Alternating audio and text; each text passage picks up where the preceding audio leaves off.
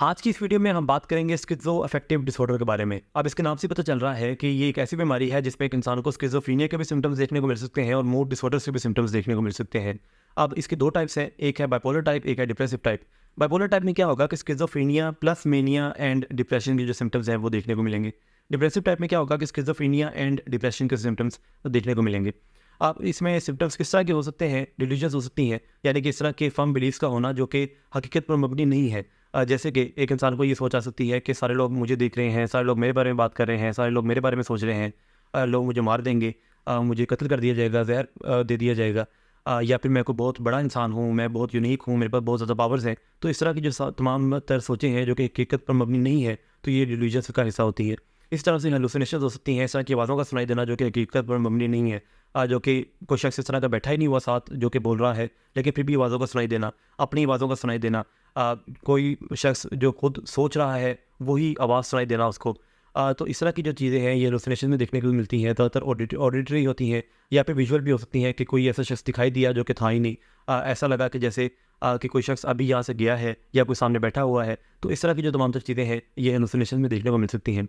इसके बाद एक डिसऑर्गेनाइज स्पीच हो सकती है, जैसे कि एक इंसान की बेरब्त बातें होंगी कि कैमरा ठीक लगा हुआ है, बाहर बारिश हो रही है, लेकिन अमेरिका जो है वो सही काम नहीं कर रहा, WWE का सूरत हाल सही नहीं चल रही, क्रिकेट मैच में, क्रिकेट वर्ल्ड कप में पाकिस्तान जीतेगा या नहीं जीतेगा। तो ये तमाम तर जो चीज़ें हैं ये मुख्तलिफ हैं, इसकी तमाम तर डायमेंशन मुख्तलिफ हैं। एक इस तरफ की बात है तो बिल्कुल उस तरफ की बात है, एक सियासत की बात है तो एक जो है वो क्रिकेट की बात है, एक आपकी अपनी बात है।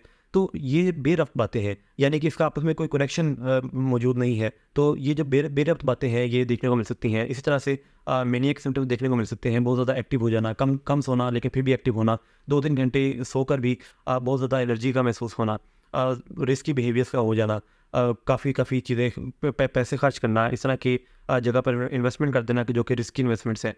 इस तरह से डिप्रेशन के सिम्पटम्स देखने को मिल सकते हैं कि कुछ भी काम करने का दिल ना करना, सैडनेस होना, उन कामों में मज़ा ना आना जिनमें पहले मज़ा आता था, या फिर गिल्ट की फीलिंग का होना, अपने आप को ब्लेम करना। तो ये जो तमाम जो सिम्पटम्स हैं जो कि मुख्तलिफ बीमारियों के सिम्पटम्स हैं, जैसे कि जो डिप्रेशन के सिम्पटम्स हैं वो भी मौजूद हो सकते हैं, साथ मेनिया के सिम्पटम्स भी मौजूद हो सकते हैं, साथ स्किज़ोफ्रेनिया के जो स्पेसिफिक सिम्पटम्स हैं, डिल्यूजन्स एंड हेलुसिनेशंस, वो भी मौजूद हो सकती हैं। तो ये तमाम तर चीज़ें जब मिल जाती हैं तो इसको स्किज़ो अफेक्टिव डिसऑर्डर कहा जाता है। तो इसमें अगर हम बात करें कि ये क्यों हो सकता है, तो एक तो काफ़ी बड़ा रोल है जीन्स का, कि हमने स्किज़ोफ्रेनिया की पहले वीडियो में देखा था कि अगर पेरेंट्स में ये चीज़ मौजूद है तो 40% चांस होता है कि अगर दोनों पेरेंट्स में मौजूद है कि आगे ट्रैवल करे। अगर किसी सिंगल फैमिली मेम्बर में मौजूद है, पेरेंट्स में मौजूद है, तो 10 से 12% चांस होता है इसका कि वो आगे ट्रैवल करेगी। तो ये जीन्स का जो है वो काफ़ी ज़्यादा रोल इसमें देखने को मिल सकता है। इसके अलावा स्ट्रेसफुल जो इवेंट्स होते हैं, स्ट्रेसफुल सिचुएशंस होती हैं, उसकी वजह से भी ये जो है एक इंसान में ट्रिगर हो सकती है।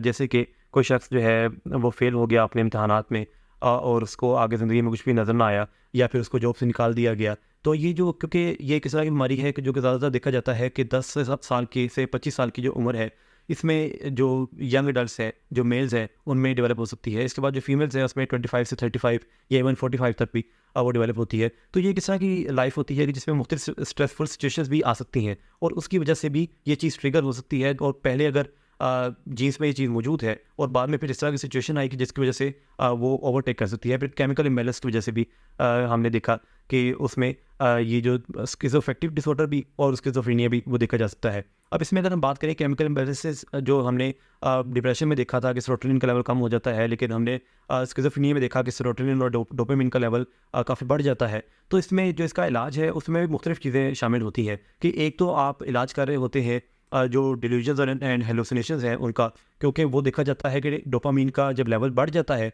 तो फिर इस तरह के पॉजिटिव सिम्टम्स देखने को मिलते हैं। लेकिन जो डिप्रेसिव सिम्टम्स हैं उसमें सेरोटोनिन, डोपामिन, इनका लेवल कम देखने को मिलता है।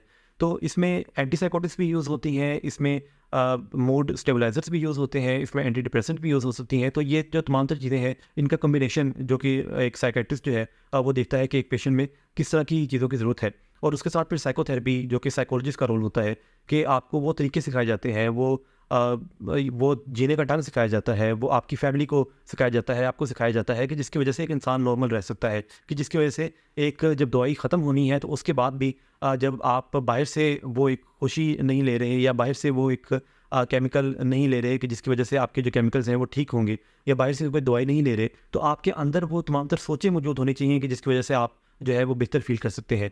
तो ये बेसिकली एक ट्रीटमेंट का जो प्लान होता है कि जिसमें साइकेट्री एंड साइकोलॉजी दोनों इसमें इस्तेमाल होती हैं। अगर आपको इस तरह की वीडियोस पसंद आती हैं तो अपने फैमिली मेम्बर्स के साथ, अपने फ्रेंड्स के साथ शेयर कीजिएगा। बहुत शुक्रिया।